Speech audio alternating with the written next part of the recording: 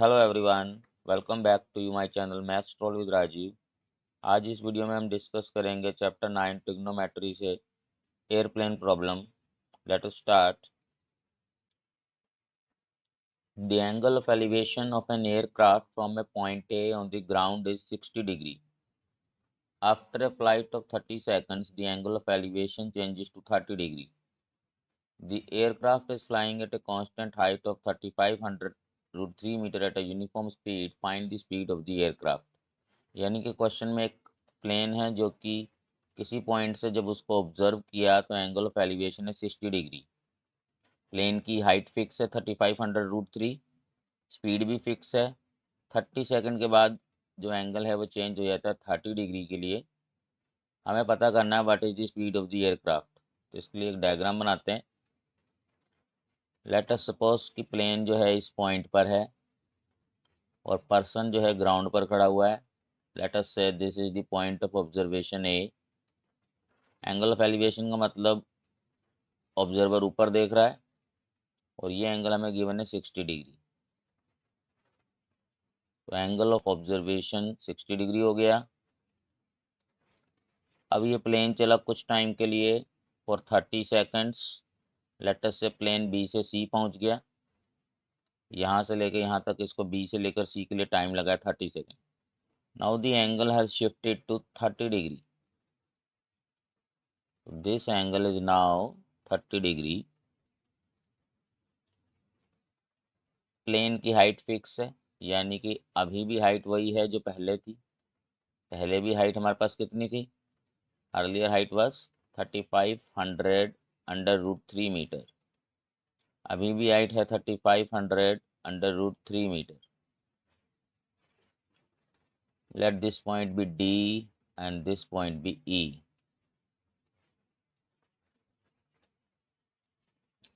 Late कर लेते हैं प्लेन बी से सी तक गया इन 30 सेकेंड्स। इन 30 सेकेंड्स हमें स्पीड निकालनी है। स्पीड होता है डिस्टेंस अपॉन टाइम। तो अगर हम किसी तरीके से बी सी निकाल लें, डायग्राम में बी सी को देखो, B C will be equal to E D. अगर बी सी हम डिस्टेंस निकाल लें और उसको टाइम से डिवाइड कर दें 30 सेकंड से, तो आंसर आ जाएगा। तो what we will do, we will take the triangle A B E. यहाँ से हम फॉर्मूला लगाएंगे tan theta perpendicular upon base वाला। तो tan ऑफ 60 डिग्री, इस ट्रायंगल में एंगल 60 डिग्री आएगा। Perpendicular is 3500 root 3 and base is A से लेकर E, let it be X. tan 60 degree is under root 3। तो ये हो जाएगा हमारे पास 3500 under root 3 over x. Root 3 से रूट 3 कैंसिल, क्रॉस इनटू। तो यहाँ से आ जाएगा हमारे पास X is equal to 3500। Now in triangle A C D, अगर ट्रायंगल ए सी डी की बात करें, सेम फॉर्मूला लगाएं। एंगल 30 डिग्री है तो tan ऑफ 30 डिग्री ये हो जाएगा हमारे पास perpendicular which is C D, again 3500 root 3 over base which is A से लेकर D, let it be Y. tan 30 degree की वैल्यू पुट कर देते हैं 1/√3। ये हो जाएगा is equal to 3500 under root 3 over Y. Cross into करेंगे यहाँ से, तो ये आ जाएगा हमारे पास 3500 इंटू 3 इक्वल टू वाई।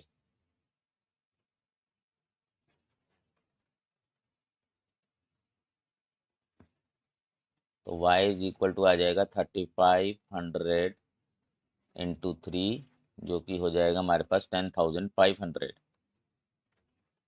तो y आ गया हमारे पास 10,500।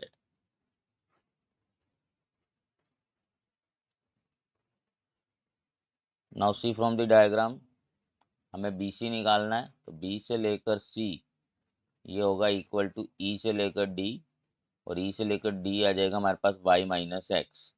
Therefore B C is equal to E D, ये हो जाएगा y माइनस एक्स। यानी कि 10,500 माइनस एक्स हमारे पास कितना आया था 3,500। तो यहाँ से इसको सब्ट्रैक्ट करेंगे, you will get 7,000 metre. Now क्योंकि स्पीड यूनिफॉर्म है और स्पीड का फॉर्मूला होता है डिस्टेंस अपॉन टाइम। टाइम है 30 सेकंड और स्पीड हमें निकालनी है, तो डिस्टेंस की value B C which is 7,000। 0 से 0 कैंसिल, हमारे पास आंसर आ जाएगा 700 मीटर पर सेकंड। तो this is how speed can be found. Simply इसको समराइज करते हैं। क्वेश्चन में गिवन था हमारे पास कोई प्लेन है, उसको किसी ऑब्जर्वर ने देखा तो उसका एंगल था 60 degree of elevation. After some time, time कितना था बी टू सी 30 सेकेंड, ये एंगल हो गया 30 degree. Height is fix 3500 under root 3। हमें निकालनी थी स्पीड बी से लेकर सी तक जाने के लिए, तो distance upon time B C हमें चाहिए, बी सी ई डी होगा। हमने दो ट्रायंगल कंसिडर किए, ए बी ई, यहाँ से एक्स निकाला, ए सी डी यहाँ से वाई निकाला, Y minus X E D which is B C. 7,000 metre आया। Speed equal distance upon time लगाएंगे, फाइनली हमारे पास आंसर आ जाता है। एंगल ऑफ एलिवेशन में ऑब्जर्वर हमेशा ऊपर देखता है। So this is how this question can be solved. I hope आपको ये क्वेश्चन बिल्कुल क्लियर हो गया होगा। That's all, thank you.